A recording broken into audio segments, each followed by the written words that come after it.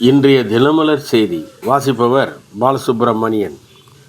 மதுரையில் நேற்று நடந்த அரசு நிகழ்ச்சியில் 4400 கோடி ரூபாய் மதிப்பிலான புதிய திட்டங்களுக்கு அடிக்கல் நாட்டி முடிவுற்ற பணிகளையும் பிரதமர் மோடி அவர்கள் துவக்கி வைத்து தமிழகத்திற்கான நிதி ஒதுக்கீடு மும்மடங்கு அதிகரித்துள்ளதையும் கூறியுள்ளார்.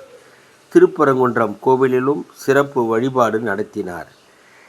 ஈரான் இஸ்ரேல் மாறி மாறி குண்டு வீசி தாக்குதல், மேற்காசிய நாடுகளில் சேதம்.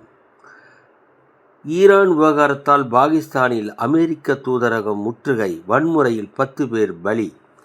ஈரான் தாக்குதலால் நிலைகுலைந்த துபாய் விமான நிலையம். ஈரான் இடைக்கால உச்ச தலைவராக அலிரசா தேர்வு செய்யப்பட்டுள்ளார்.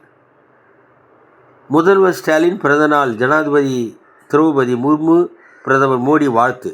வணக்கம்.